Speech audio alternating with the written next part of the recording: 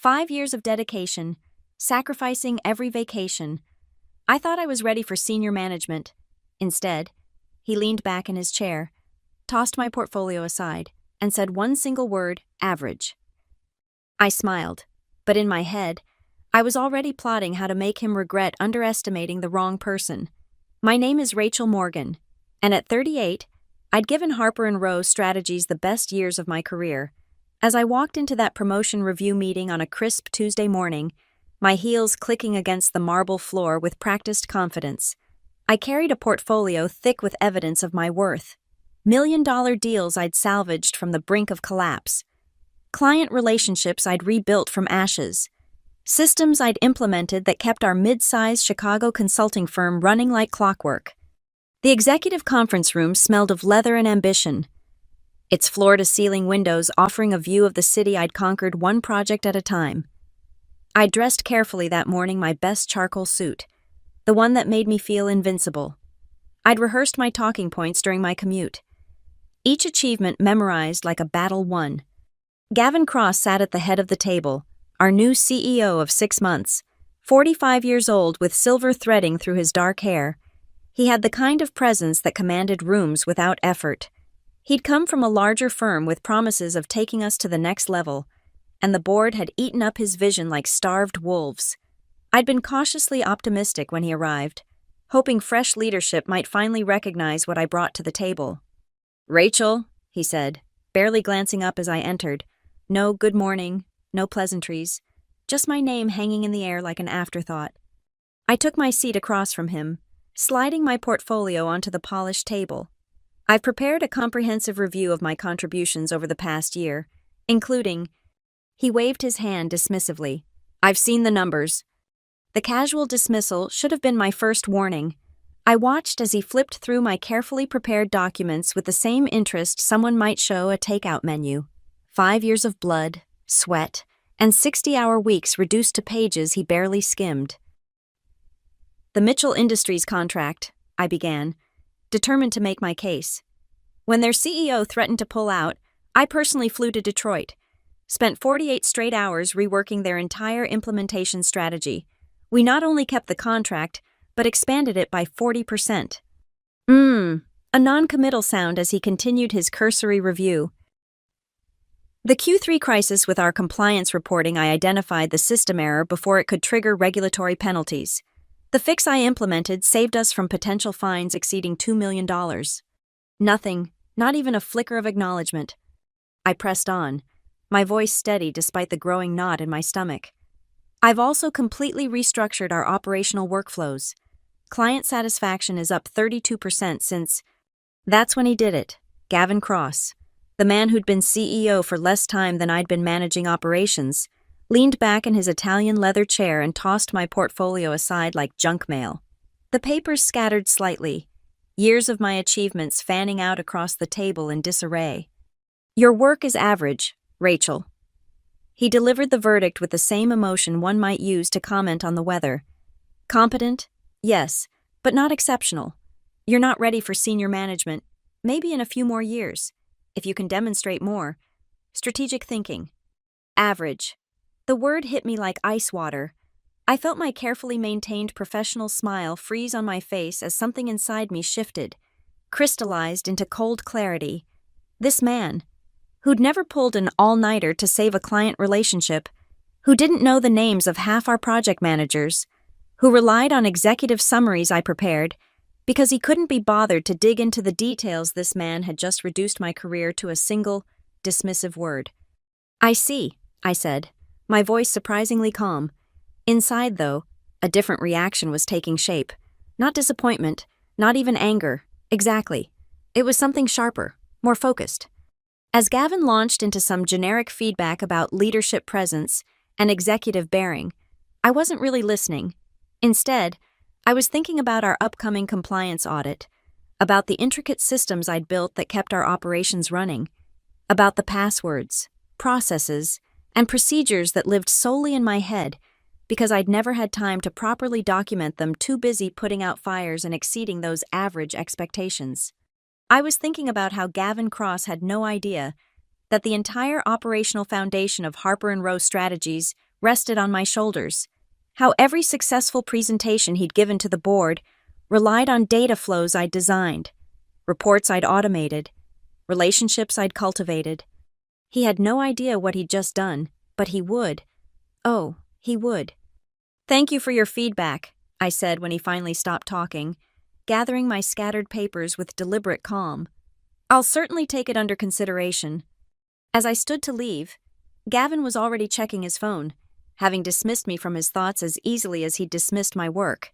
I walked out of that conference room with my spine straight and my expression neutral. But inside, the planning had already begun. Average. We'd see about that. That night, I couldn't sleep. Not from disappointment, no. It was something else keeping me awake. As I lay in my Lincoln Park apartment, staring at the ceiling, memories flooded back. Memories of the disaster I'd walked into 5 years ago when I first joined Harper & Row. The company had been hemorrhaging clients. The previous operations manager had quit without notice, leaving behind a maze of half-finished processes and corrupted databases. Project files were scattered across a dozen different platforms with no central organization. Client data lived in personal spreadsheets on individual computers. There was no standardized reporting, no automated workflows, no cohesive system for tracking billable hours or project milestones. I remembered my first week, staying until 2:30 a.m. every night, trying to make sense of the chaos. Davidson Corporation, our biggest client at the time, was days away from terminating their contract because we'd missed 3 consecutive deliverables. Nobody could even find the original project scope because the filing system was a nightmare of mislabeled folders and broken links. But I'd fixed it. God, how I'd fixed it. Over 6 months, I'd built our entire operational infrastructure from the ground up. I created detailed process maps for every client engagement. I designed a custom database that integrated our project management, financial tracking, and client communication systems. I wrote macros that automated our compliance reporting, saving hundreds of manual hours each quarter. I established relationships with key stakeholders at every major client, becoming the face they trusted when things went sideways. The beautiful complexity of it all was that I'd built it to my specifications, with my logic, using my methods. It was like a massive engine where I understood every gear, every connection, every potential failure point.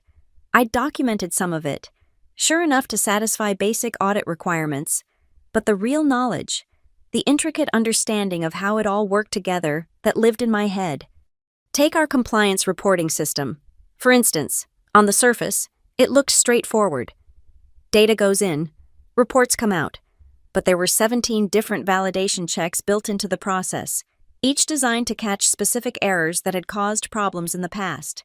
I knew which data sources to verify manually when the automation flagged anomalies.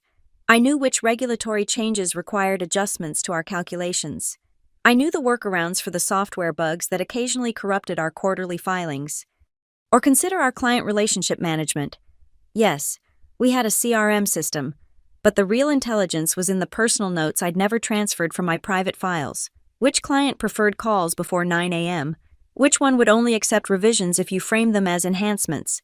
Which project manager at Ardent Manufacturing had the real decision-making power despite what the org chart said? Gavin Cross had been CEO for 6 months, and in that time, he'd never once asked me about any of these details. He showed up to client meetings I'd arranged, presented reports I'd prepared, and took credit for operational improvements I'd implemented. He'd never bothered to look under the hood of the machine that made him look good. I thought about the quarterly board presentation he'd given last month, where he'd proudly showcased our operational efficiency metrics, the streamlined processes that had reduced project delivery time by 40%, the client retention rate that had climbed to 92%, the cost savings from automated reporting that freed up resources for strategic initiatives. My work, my systems, my relationships, and he'd called it average. I turned over in bed, a plan beginning to crystallize. What would happen if I simply stopped, not quit? That would be too obvious, too easy for them to plan around. But what if I just decided to work exactly to my job description? No more early mornings preparing executive summaries. Gavin was too lazy to create himself. No more staying late to handle client emergencies that weren't technically my responsibility. No more proactive problem solving. No more invisible fixes.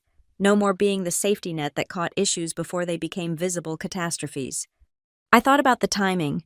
We had the annual compliance audit coming up in 3 weeks. The Ardent manufacturing contract renewal was due for review next month.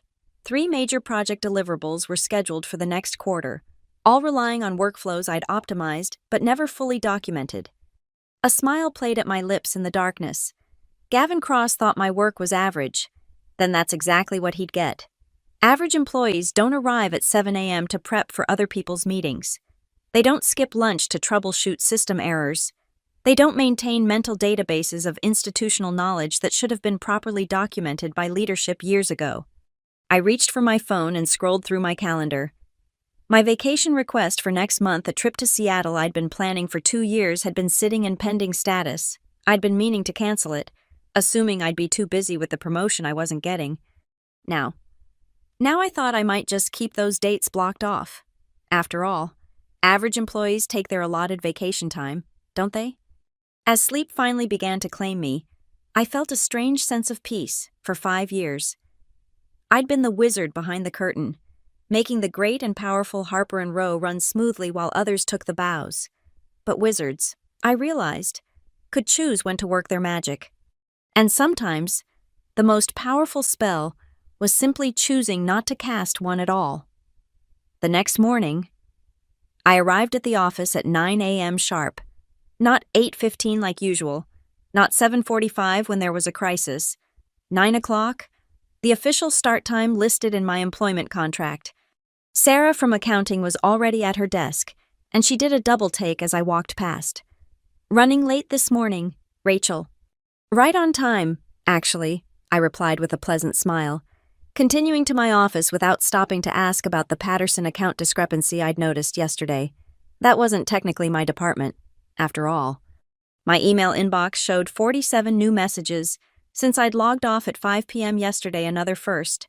Normally, I would have checked emails during my commute, flagged urgent items, and arrived with a mental action plan.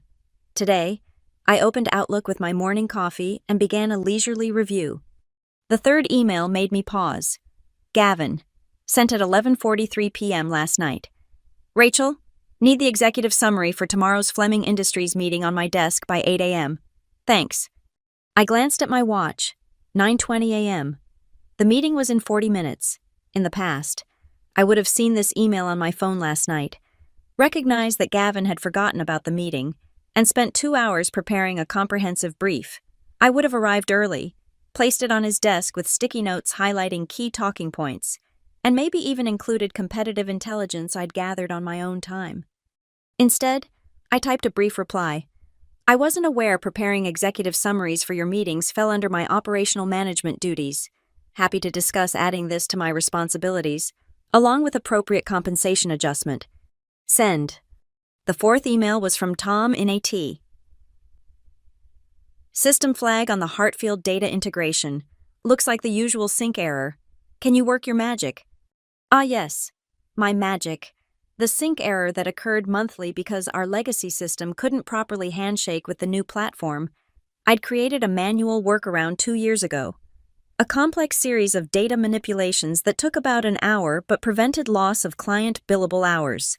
I'd been meaning to document the process but never found the time between fixing everything else. Reply, "Please submit a formal IT ticket and I'll address it in the order received." By 9:45 a.m., I could see Gavin through the glass walls of the conference room, frantically shuffling papers as the Fleming Industries team settled around the table. His assistant, Marcus, practically ran past my office toward the printer.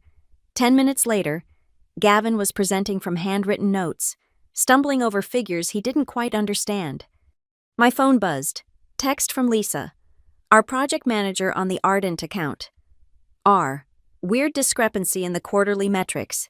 The automation pulled wrong data set. Can you check? The Ardent quarterly review. I'd built that automation 3 years ago, with a specific sequence of data pulls that had to be manually verified because their system used non-standard date formats. Miss one step, and the entire report would calculate based on the wrong quarter's data. It was the kind of institutional knowledge that lived in my head, because documenting every nuance would have taken days I didn't have. I texted back, "In meetings all morning. Can look this afternoon if you submit a formal request through the project management system. But the report is due to the client by noon. I set my phone aside and turned to my actual assigned work, reviewing operational budgets for next quarter. Average work for an average employee. By lunch, the tremors were becoming visible. Marcus stopped by my office, looking harried. "Rachel, Gavin needs the Q4 projections for Fleming. He said you usually—" "I haven't been asked to prepare Q4 projections," I interrupted gently. "That would typically be a finance team deliverable." "But you always—" He trailed off, confusion clear on his face. "I've often helped out when I had extra bandwidth," I clarified. "But I need to focus on my core responsibilities. I'm sure finance can provide what Gavin needs." As Marcus left, I pulled up my vacation request and changed the status from pending to confirmed. Seattle was lovely in the spring. I'd heard. My afternoon was remarkably peaceful. I completed my assigned tasks at a measured pace, took my full hour for lunch, and even had time to organize my desk. Meanwhile, I watched the Harper & Row machinery begin to sputter. 2 more frantic emails from Gavin about client meetings, a panicked call from Tom about the still unresolved sync error, now affecting 3 client accounts, Lisa's increasingly desperate messages about the Ardent report, which had apparently been submitted with incorrect data, triggering an angry client call. At 4:55 p.m., I began shutting down my computer. Another first, usually. I was here until 7 or 8, especially when fires needed fighting, but average employees worked their scheduled hours. As I gathered my things, I noticed Gavin in his office, tie loosened, surrounded by printed spreadsheets, his phone pressed to his ear. He looked up as I passed, and for a moment, our eyes met through the glass. I gave him a pleasant, professional nod. "Average?" The word echoed in my mind as I walked to the elevator. He wanted average. He was getting exactly what he'd asked for. The elevator doors closed on the sound of another phone ringing urgently in the distance. Someone else's problem now. After all, I was just an average employee, going home at the end of an average day. My phone buzzed with messages as I exited the building, but I didn't check them. Average employees, I reasoned, had work-life balance. Tomorrow would bring new crises. I knew. Systems would fail. Clients would complain. And the careful infrastructure I'd built would continue to crack without its invisible guardian.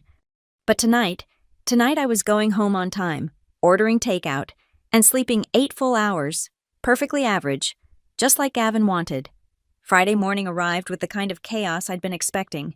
My phone showed 18 missed calls and 32 text messages, most from after midnight. I scrolled through them while enjoying my leisurely breakfast at home, another new routine I'd adopted. The panic was palpable even through text. Urgent Ardent Manufacturing requesting immediate revision to implementation timeline. Where are you? Client threatening to terminate contract if we don't respond by 9 a.m. Ardent Manufacturing, our largest client, responsible for 35% of our revenue. They'd requested what seemed like a simple change, shifting their Phase 3 implementation up by 2 weeks to align with their fiscal year end.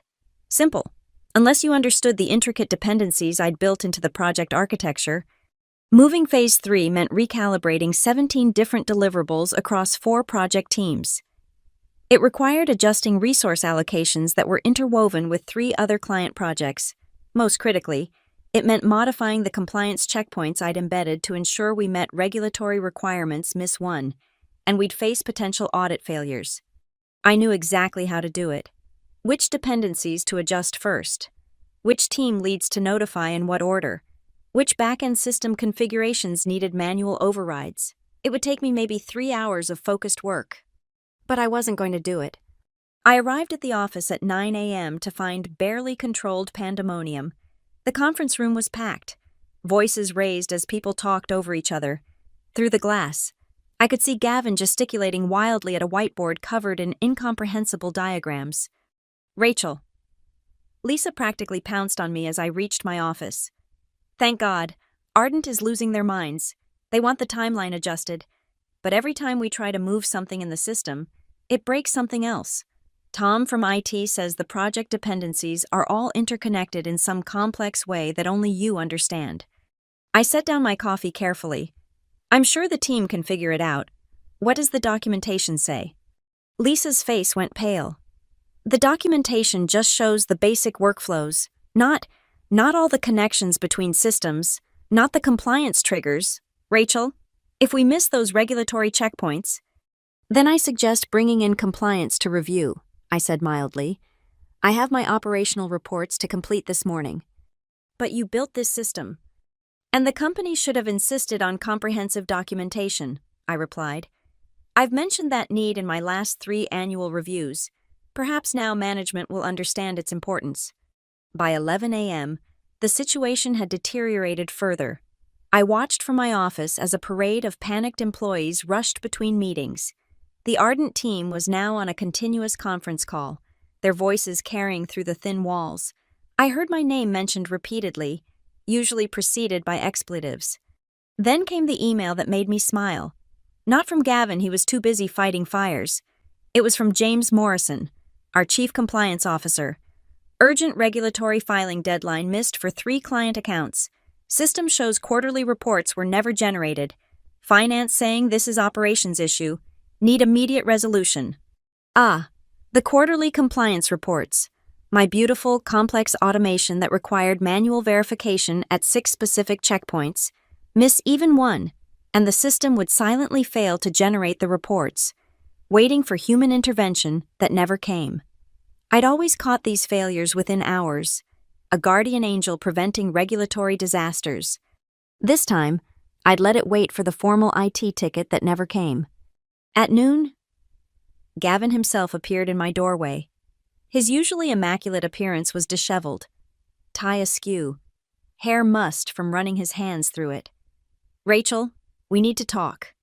I looked up from my operational report, which I'd been working on at a leisurely pace. Of course, how can I help? Ardent is about to walk. We have 3 hours to provide a revised timeline that doesn't break our other commitments. His voice was strained, barely controlled. Lisa says you're the only one who understands the system dependencies. I understand them because I built them. I agreed. Complex systems require deep institutional knowledge. Can you fix it? I tilted my head thoughtfully. I could probably figure something out, though it would require me to set aside my regular duties, and as you mentioned in my review, I should focus on being more strategic. This seems like a tactical issue. His jaw clenched. This is a $30 million client, Rachel. Then perhaps it deserves more than average attention, I said evenly. You might want to consider bringing in senior consultants. I'm sure there are experts who could untangle the system dependencies. Eventually. We don't have eventually. We have 3 hours. I returned to my report. Then I suggest you get started. He stood there for a long moment, and I could practically see the calculations running behind his eyes, his pride warring with necessity. The growing realization that calling my work average might have been the most expensive mistake of his career. What would it take? He finally asked. The words seemingly dragged from him. To get your help on this. I looked up, meeting his gaze directly. I've been thinking about my career trajectory, about what average employees can expect in terms of advancement and compensation. Maybe we should revisit that conversation. After we resolve this crisis. No, the word was soft but final. Before, because once this crisis is resolved, there will be another one tomorrow, and another after that. They'll all be urgent, all be critical, all require immediate attention. That's the nature of operations. Everything is always on fire when you don't maintain the systems properly. His face flushed. Are you seriously holding the company hostage? I'm working to my evaluated performance level, I corrected. Average employees don't take on critical client emergencies. That's a job for exceptional ones. You should probably find some of those. The standoff lasted another heartbeat before my phone rang. I glanced at the caller ID, the chairman of our board. Interesting. I let it go to voicemail, maintaining eye contact with Gavin. You have 2.5 hours, I reminded him helpfully. Better hurry. He left without another word, and I returned to my report. Outside my office, the chaos continued to escalate. Through the glass, I could see multiple conference rooms filled with frantic meetings. The phone system was lighting up like a Christmas tree. At 2:45 p.m., my phone rang again. The chairman, for the 3rd time. This time, I answered. Rachel Bill Hartley, I understand we have a situation. Good afternoon. Mr. Hartley, what situation would that be? His sigh was audible through the phone. Gavin tells me we're about to lose Ardent. He also tells me you're the only one who can fix it. That's quite a predicament, I observed. Yes, it is. Can you come to the boardroom? Please, I think we need to have a conversation. I glanced at my watch. Ardent's deadline was in 15 minutes. Perfect timing. I'll be right up, I said, saving my operational report with deliberate calm. After all, average employees always finish their assigned tasks before moving on to emergencies. The boardroom occupied the southwest corner of the 40th floor, its windows offering a panoramic view of Chicago's skyline. I'd only been here twice before, once for my initial hiring and once for a company-wide presentation. Now, entering for a third time, I found half the board assembled around the polished mahogany table. Bill Hartley sat at the head, his silver hair and stern expression giving him an air of gravitas that had intimidated me 5 years ago. Now I met his gaze steadily. To his right sat Margaret Liu, the board's vice chair and former CFO of a Fortune 500 company. James Chen occupied the seat across from her, and 2 other board members I recognized but had rarely interacted with filled out the group. Gavin sat halfway down the table, looking like a man awaiting execution. Rachel, Bill gestured to a chair directly across from Gavin. Thank you for coming. We have a situation that requires immediate resolution. I sat down, placing my phone face up on the table. 2:58 p.m. Ardent's deadline was in 2 minutes. How can I help? Margaret leaned forward. We've just gotten off a call with Ardent's CEO. They're prepared to terminate our contract if we can't provide a revised implementation timeline by 3 p.m. That's 35% of our revenue. Gone. She paused. Gavin tells us you're the only person who can fix this. That's flattering, I said, though I'm surprised. According to my recent performance review, my work is quite average. Surely someone exceptional should handle something this critical. Bill's eyes narrowed, flicking between Gavin and me. We don't have time for games. Rachel? I'm not playing games, I replied calmly. I'm trying to understand my role here. Am I an average operations manager whose work doesn't merit senior management consideration? Or am I the linchpin holding together 35% of the company's revenue? Because those seem mutually exclusive. My phone buzzed. 3 p.m. Somewhere in the building. I knew Ardent's team was making the call to terminate. What do you want? Margaret asked bluntly. I pulled out a single sheet of paper I'd prepared that morning, sliding it across the table. Before we discuss Ardent, I wanted to mention that I've received an offer from McKenna Associates, Senior Vice President of Operations, 70% salary increase, equity participation, and a signing bonus that's substantial. The room went very quiet. McKenna was our biggest competitor, and they'd been aggressively poaching talent across the industry. You're resigning. Bill's voice was sharp. I haven't decided yet, I said. I wanted to give Harper and Rowe the opportunity to counter professional courtesy. This is extortion, Gavin burst out. She's deliberately let the Ardent situation deteriorate to... I've done exactly what's expected of an average employee, I interrupted smoothly. I've worked my assigned hours, completed my designated tasks, and stayed within my defined responsibilities. If the company needed more than that, perhaps my performance review should have reflected it. Bill held up a hand, silencing Gavin. What would it take for you to stay, fix the Ardent situation, and ensure our operations continue running smoothly? I'd thought about this moment for days.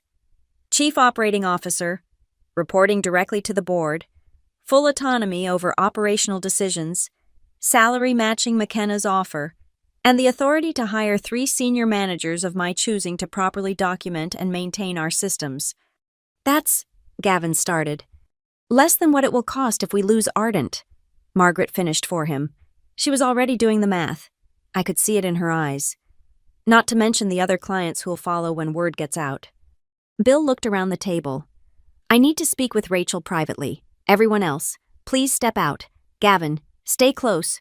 We'll need you back shortly. The room emptied except for Bill and me. He studied me for a long moment, then smiled a sharp, knowing expression. You've been planning this since your review, haven't you? I've been recognizing my value, I corrected. Something this company failed to do. Gavin's an idiot, he said bluntly. Good at presentations, terrible at recognizing what actually makes a company run. The board's been concerned about his leadership for some time. This was news. I kept my expression neutral.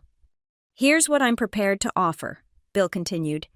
Everything you asked for, plus a seat on the executive committee. But I need more than just fixing Ardent. I need a complete operational audit. Document everything. Build redundancies. Make sure we're never this vulnerable again. And Gavin will remain CEO, for now. The implication hung heavy in the air. But your reporting line to the board means you're essentially equals. Can you work with that?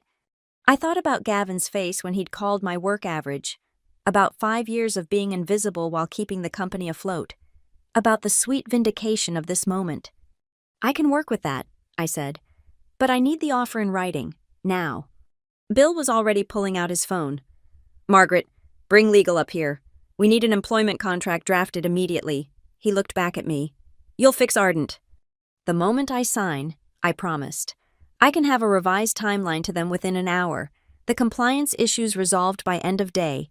The system dependencies documented within a week. You could have done this at any time. Yes, I agreed. But why would I was just an average employee, remember? Bill's laugh was short and sharp. Lesson learned. Expensive lesson, but learned. As legal arrived and began drafting the contract, I glanced at my phone. 3:22 p.m. Ardent hadn't called back yet, which meant they were probably giving us until close of business to respond. Plenty of time. Once I had what I needed. Gavin would return to find me his equal, maybe even his superior in practical terms. The invisible guardian of Harper & Rowe's operations would finally step into the light. All because he'd made the mistake of calling exceptional work average. The contract materialized with impressive speed. Harper & Rowe's legal team, sensing the urgency, had abandoned their usual cautious pace. As I read through the terms, I could feel the power shifting in the room with each clause. Chief Operating Officer, reporting directly to the board. I read aloud. Full operational autonomy, compensation package as specified. I looked up at Bill.